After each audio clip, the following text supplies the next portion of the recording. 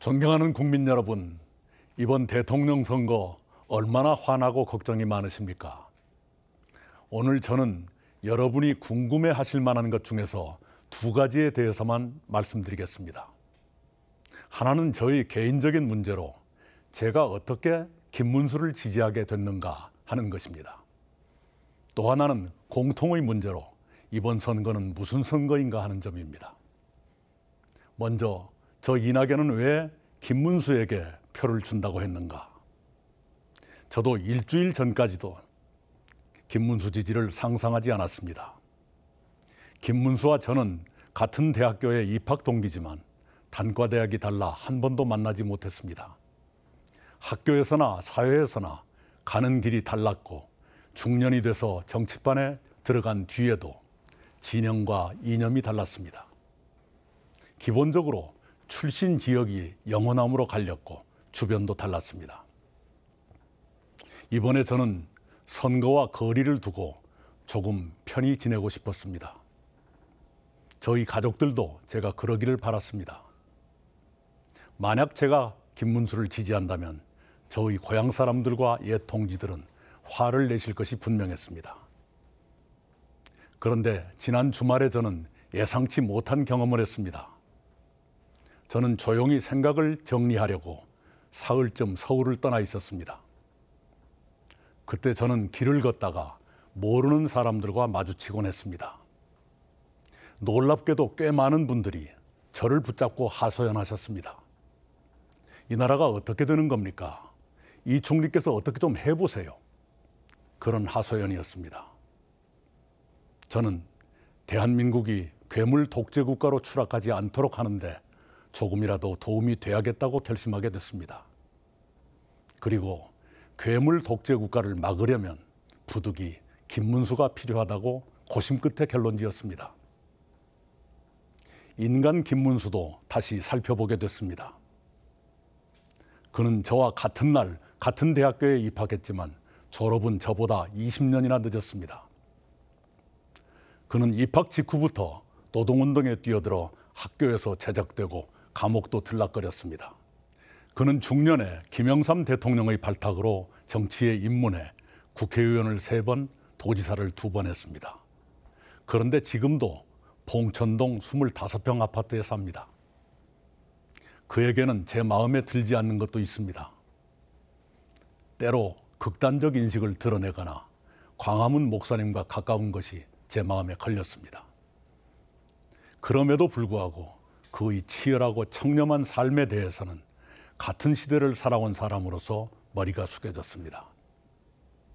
공직자로서 그는 늘 서민과 가깝다기보다 스스로 서민이었습니다.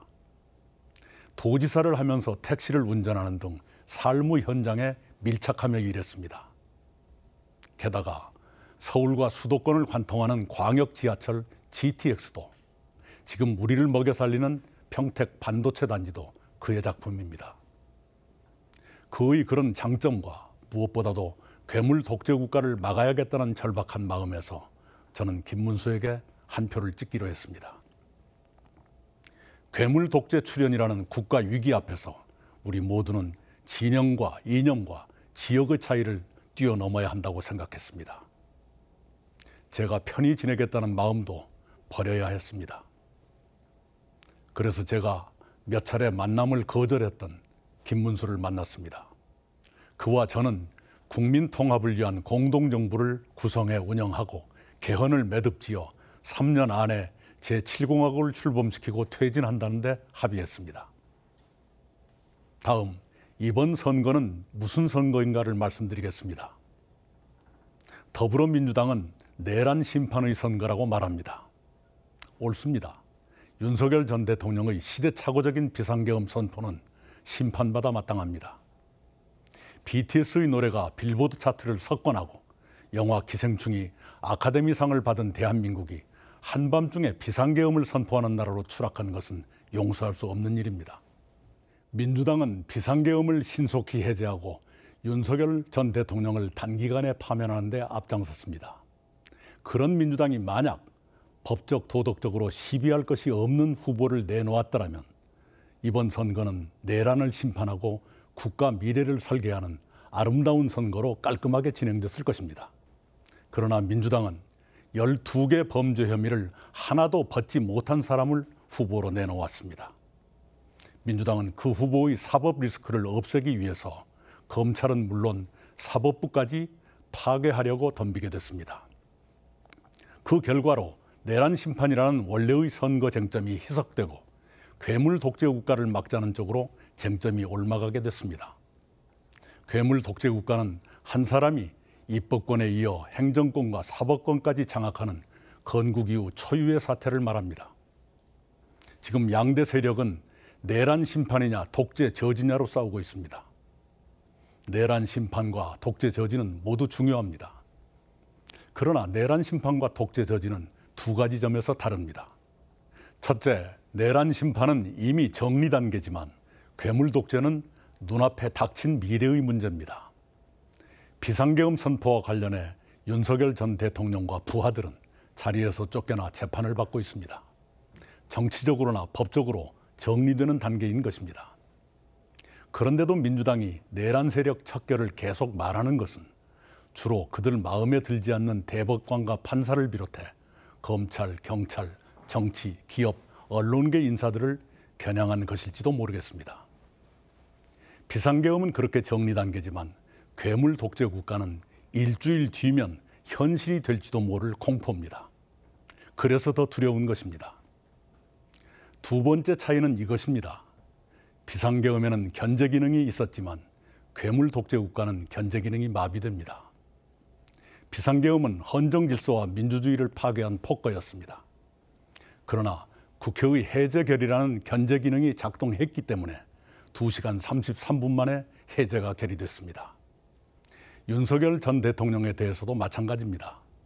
국회의 탄핵 소추라는 견제 기능이 작동해서 비상계엄 넉 달 만에 파면됐습니다. 그러나 괴물 독재 국가는 견제 기능이 마비 또는 위축됩니다. 한 사람이 모든 국가 권력을 손에 쥐기 때문입니다. 국회 다수 세력과 대통령이 같은 세력이면 국회가 나쁜 법을 의결해도 대통령이 거부권을 행사하지 않습니다.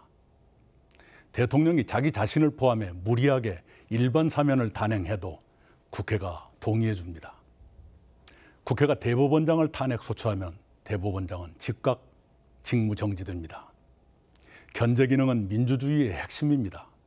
견제 기능이 살아있으면 민주주의는 회복되지만 견제 기능이 죽으면 민주주의도 회복되지 못하고 죽습니다. 괴물 독재는 견제 기능이 없다는 점에서 상상 이상으로 위험합니다. 아마도 민주당 후보는 12개의 범죄 혐의를 모두 지우고 싶을 것입니다. 그러나 그것은 쉬운 일이 아닙니다. 범죄 혐의가 많아서도 그렇지만 공범들의 유죄는 어떻게 할 것이냐도 간단치 않을 것입니다. 그렇게 어려우면 어려울수록 더 무리한 방법을 쓰게 될 것입니다. 그 과정에서 법치주의는 누더기가 되고 민주주의도 바스라질 것입니다. 그렇게 대한민국이 결단나는 것입니다. 정치인이 가장 조심하는 것은 선거 때입니다. 그러나 어떤 세력은 선거 중에도 사법부 겁박과 장악 준비를 멈추지 않습니다. 그들이 정권을 잡는다면 어떤 일이 벌어질지 어찌 걱정되지 않겠습니까? 존경하는 국민 여러분, 대한민국은 중대한 기로에 섰습니다. 어렵더라도 3년만 준비해서 새로운 희망의 제7공화국으로 넘어갈 것이냐, 아니면 한 사람이 모든 국가 권력을 장악하는 괴물 독재 국가로 추락할 것이냐의 기로입니다. 부디 괴물 독재 국가의 출현을 막고 희망의 제7공화국으로 함께 건너가기를 바랍니다.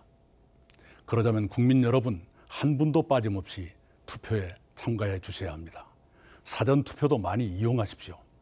기권하시면 더 나쁜 후보의 당선을 도와 불행한 대한민국을 만들게 됩니다. 부탁드립니다. 감사합니다.